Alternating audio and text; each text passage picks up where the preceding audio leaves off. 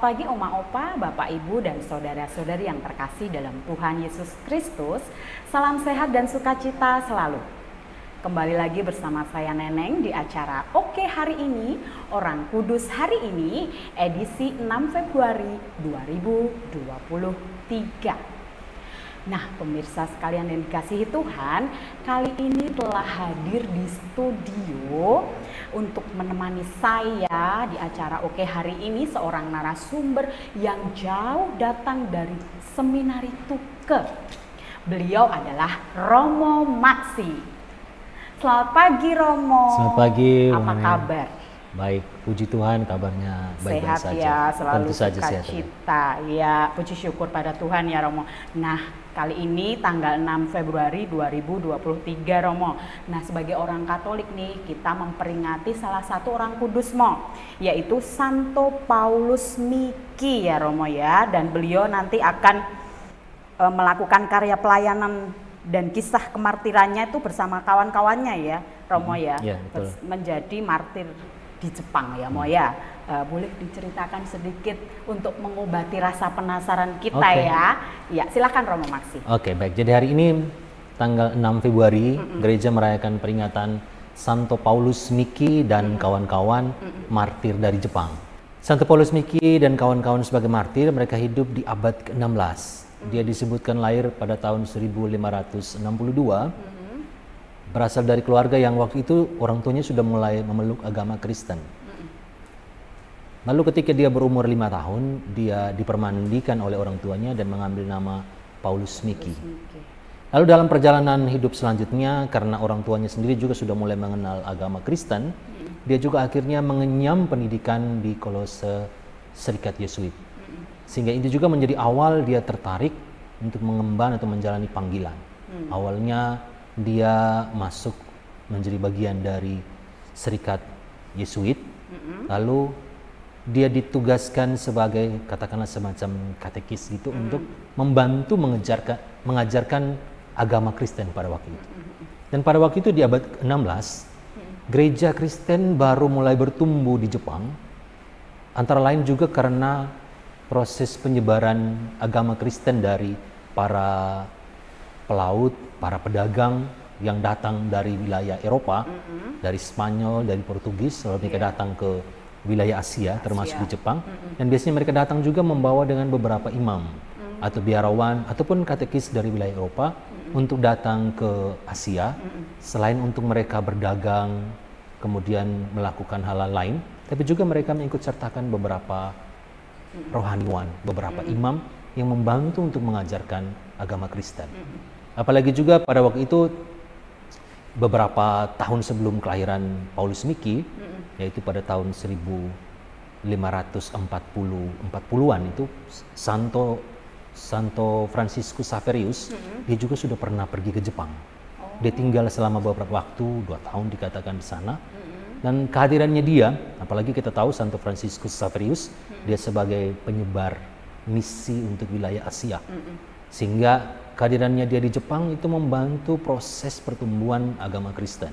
Sehingga ketika Paulus Miki itu lahir, bertumbuh, dia hadir ketika Santo Franciscus Xaverius belum lama menyebarkan agama Kristen di Jepang.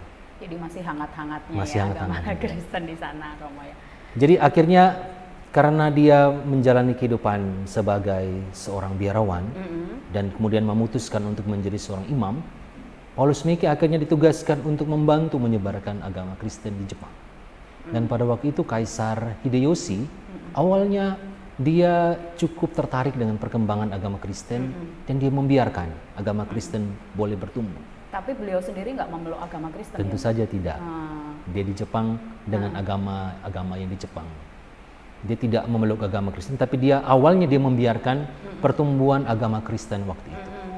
Tetapi selang berapa lama, dia berubah pikiran ketika ada beberapa orang yang menghasut beliau untuk menolak masuknya agama Kristen bertumbuh dan berkembang di Jepang. Antara lain mereka menghasut dengan mengatakan bahwa para pelaut dari Eropa ketika mereka datang dengan membawa mengikut nyertakan beberapa imam untuk menyebarkan agama Kristen, mereka memberi hasutan bahwa para pelaut itu bersikap kejam. Kadang-kadang mereka berlaku arogan terhadap para pribumi penduduk Jepang waktu itu. Dan ini hasutan itu mengena pada Kaisar Hideyoshi waktu itu, sehingga dia terpengaruh dan dia melarang. Berubah pikiran Dia ya. berubah pikiran, Awalnya dia melarang. mengizinkan, Awalnya sekarang mengizinkan. melarang. Dia melarang agama Kristen bertumbuh berkembang. Dan bahkan dia memerintahkan supaya menangkap orang-orang yang menyebarkan agama Kristen. Dan disitulah yang terjadi dalam diri Paulus Miki dan kawan-kawan. Disebut Paulus Miki dan kawan-kawan karena waktu itu dia menjadi terdepan, disebutkan namanya karena dia boleh dibilang pribumi yang pertama memeluk agama Kristen dan pertama kali, bukan pertama memeluk, tapi pertama kali menjadi seorang imam. Dia adalah pertama kali pribumi Jepang yang memeluk agama Kristen, yang menjadi imam setelah mereka beberapa waktu memeluk agama Kristen.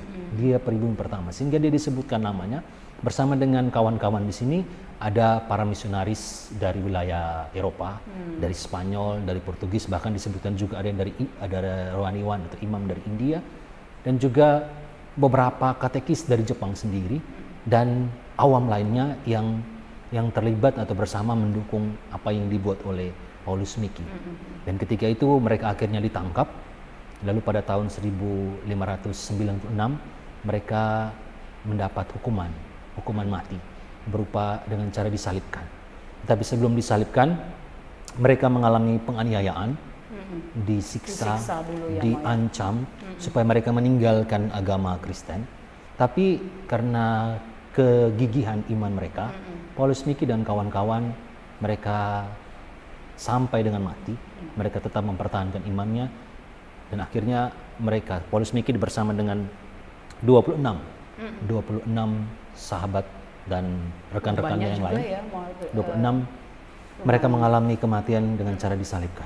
Dan itu dipertontonkan di hadapan banyak orang waktu itu dengan maksud dari pemerintah Jepang supaya ini membawa ketakutan dalam diri orang-orang Jepang waktu itu supaya tidak lagi memeluk agama. Tetapi justru sebaliknya, bahwa ketika darah kemartiran itu ditumpahkan, justru di situ menumbuhkan iman. Perjalanan gereja dari waktu ke waktu malah menunjukkan kenyataan berkembang ya, pada itu malah titik awal di negara Jepang ya. Iya, kalau kita lihat awal-awal gereja di abad pertama sampai dengan abad ketiga, zaman kemartiran, banyak sekali martir yang meninggal karena mempertahankan iman. Tapi justru dengan itu, awalnya sih memang pemerintah bermaksud supaya mereka dihukum dengan maksud supaya memberikan ketakutan kepada orang lain yang lihat itu, supaya mereka tidak buat atau tidak ikut yang sama. Tetapi justru sebaliknya, darah kemartiran, kesaksian iman mereka meneguhkan dan membangun semangat untuk yang lain mengikuti atau mengambil iman yang sama yang mereka buat.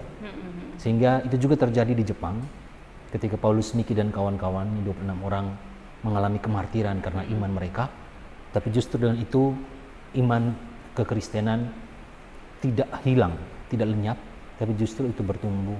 Sampai dengan sekarang ada kehidupan agama Kristen, agama Katolik di Jepang masih juga bertumbuh. Ya. Sehingga Paulus Miki dan kawan-kawan dikanonisasikan sebagai santo 3 abad setelah itu. Berarti artinya kawan-kawannya juga dikanonisasikan menjadi santo bersama. Makanya ya, ada daftar semua nama, tetapi karena cukup banyak, 26-an orang, cukup banyak yang menjadi santo, dikanonisasikan bersama dengan Paulus Miki, tetapi nama Paulus Miki yang disebutkan yang pertama. Paling terkenal ya, boleh dikatakan seperti itu pada masa itu.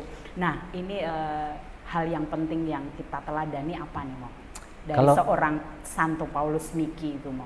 Oke, kalau kita meneladani kehidupan kemartiran yang dibawa, ditunjukkan oleh Paulus Miki dan kawan-kawan, kita bisa meneladani soal kehidupan iman. Bagaimana di tengah kesulitan, tantangan, ancaman bahkan, mereka tetap mempertahankan iman. Para martir yang telah meninggal karena mempertahankan iman, itu pada dasarnya mengajarkan kehidupan iman untuk kita sekarang tentang kekuatan atau kegigihan dalam mempertahankan iman dan keyakinan bahwa Tuhan pasti selalu hadir menyertai ketika menghadapi situasi kesulitan. Mereka mengalami situasi sulit, tantangan, bahkan mereka setelah ditangkap, dianiaya, disiksa. Bisa membayangkan seperti itu ya, Mo ya. Diancam untuk akan disiksa lebih parah atau bahkan dibunuh, tapi mereka tetap bertahan. Jadi kita belajar bahwa Tuhan selalu hadir menyertai seluruh rangkaian pengalaman, baik susah maupun senang, atau juga secara khusus di saat-saat sulit mereka hadapi. Selain itu, yang kedua, kita belajar bahwa mereka itu saling mendukung. Paulus, Miki, dan kawan-kawan disebutkan sebagai martir, dan mereka mengalami situasi sulit bersama, dan mereka saling mendukung, saling meneguhkan bahwa di tengah kesulitan yang mereka hadapi, mereka tidak boleh patah semangat, tidak boleh luntur iman mereka. Dan dengan ini membawa kita untuk belajar bahwa sikap untuk saling mendukung saling meneguhkan, memberi semangat satu sama lain merupakan sikap yang juga menunjukkan memberi tanda bahwa kita memiliki iman yang sama. Dengan iman yang sama itu kita saling mendukung, meneguhkan, dan menguatkan.